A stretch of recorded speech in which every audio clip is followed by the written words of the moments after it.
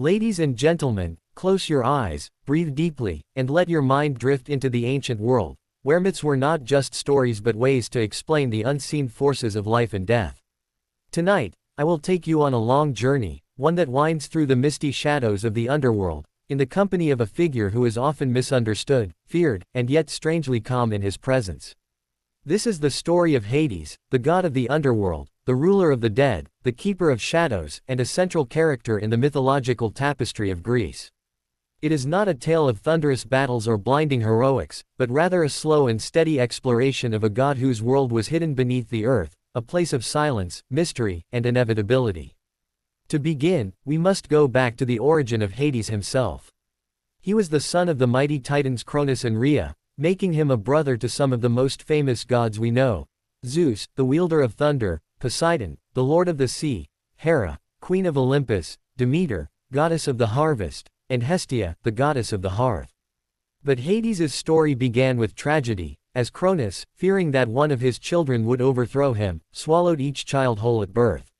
Hades was among them, swallowed into the darkness of his father's stomach, confined with his siblings in a silent prison.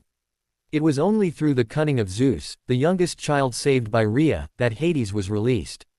When Zeus grew strong, he tricked Cronus into drinking a potion that forced him to vomit up his swallowed children. Hades, along with his brothers and sisters, emerged into the light, reborn into the world. From there came the Great War, the Titanomachy, where the younger gods, the Olympians, fought against the older generation, the Titans, for control of the cosmos.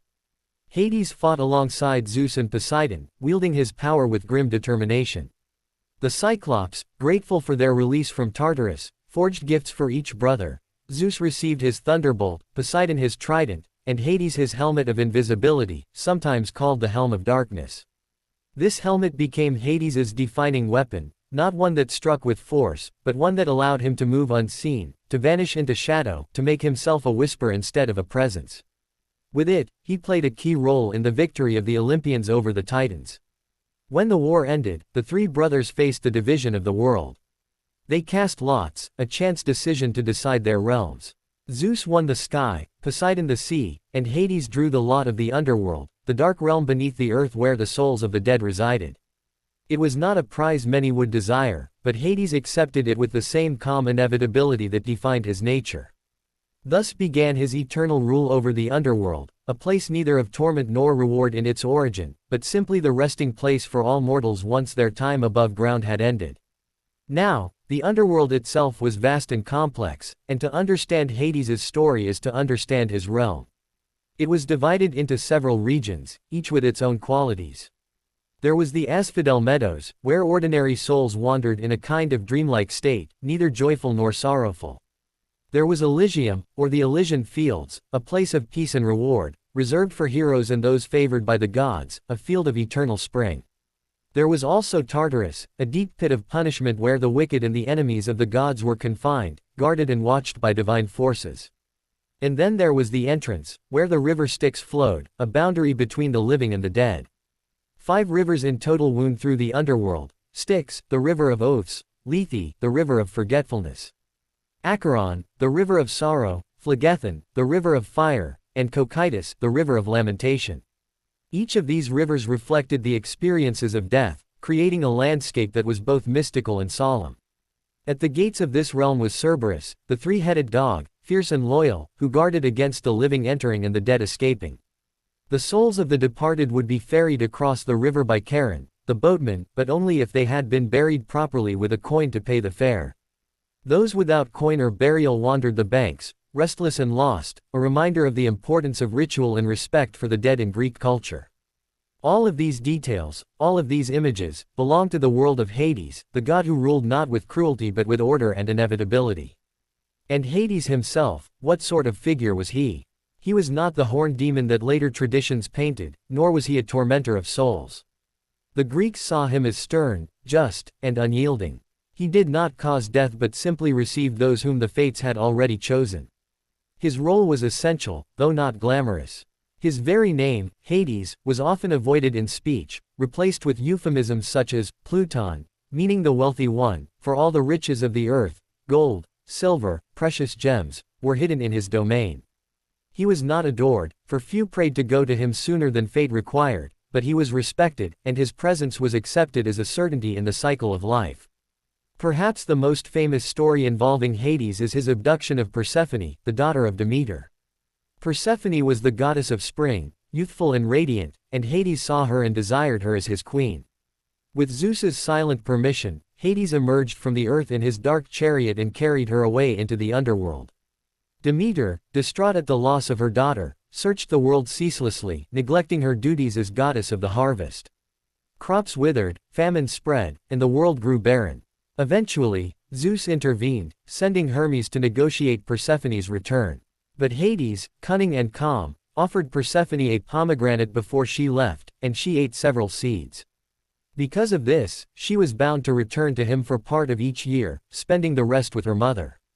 Thus arose the cycle of the seasons. When Persephone is with Demeter, the earth flourishes with growth. When she returns to Hades, the world falls into winter. This myth explains not only the natural cycles but also reflects the duality of Hades himself. He is not merely the god of death, but part of the balance that makes life possible. Other myths also touch on Hades, though he is never the central, flamboyant figure.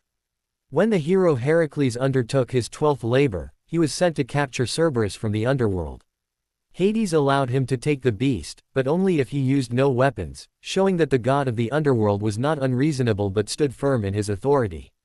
Orpheus, too, descended into Hades's realm, pleading for the return of his wife Eurydice. Moved by Orpheus's music, Hades permitted her release on the condition that Orpheus not look back until they had left the underworld. Tragically, Orpheus faltered, glancing back too soon, and Eurydice was lost forever. Through this tale, Hades is shown as capable of mercy but bound by rules that even love and art could not overturn. Such stories illustrate his consistency, his devotion to law and balance, rather than whims or cruelty. Even the myths of Theseus and Pirithous, who sought to abduct Persephone, show Hades's authority. When they attempted their reckless venture into the underworld, Hades welcomed them with deceptive hospitality before binding them to the rocks of his realm, ensuring their punishment. It was a reminder that the underworld was not a place to be trespassed upon lightly. For all his stillness and silence, Hades commanded absolute respect. The presence of Hades in Greek culture also extended beyond myth into ritual. Unlike Zeus, who had temples upon high mountains, or Poseidon, who received prayers from sailors, Hades was honored quietly, often in caves or beneath the earth. Sacrifices to him were made at night, their blood flowing down into the soil, unseen by the sky. His name itself was avoided, for to speak of him directly was to invite his gaze.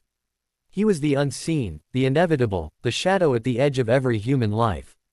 In this way, Hades was not celebrated, but he was acknowledged, a silent partner in the human journey. As the myths evolved, Hades came to embody both wealth and the afterlife, a figure of paradox. He was rich beyond measure, yet his realm was one of shadows. He was married, yet his queen spent half the year away. He was powerful, yet he was not loved. He was feared, yet not hated. And so his story is one of balance, of inevitability, of patience. He was never cast as the villain, as later ages might reinterpret him, but as the one who simply was, eternal and unchanging, like the earth itself. When we look back at the full story of Hades, we see not a tale of great battles or heroic adventures, but rather a quiet, enduring myth. He is there at the beginning, swallowed by Cronus, and there at the end, receiving every soul without exception. His myths are not exciting in the way that Zeus's affairs or Heracles' labors might be, but they are steady, calming, and filled with the rhythm of inevitability. Hades is the silence after the storm, the shadow that balances the light, the soil that receives what the sky has given. In telling his story, we are reminded not of glory or triumph, but of the steady truth that all things return to the earth, and that in that return there is a kind of peace. So now, as we conclude this long tale of Hades, let the calm of his world settle into your thoughts. Imagine the still rivers, the quiet meadows of Asphodel, the steady gaze of the god who never falters in his duty. It is not a story to stir the heart into frenzy, but a story to lull the mind into stillness, a reminder that even in myth, there is a place for calm inevitability. Close your eyes, drift with the slow current of Lethe, and rest, knowing that the god of the underworld waits with patience, neither cruel nor kind, but eternal.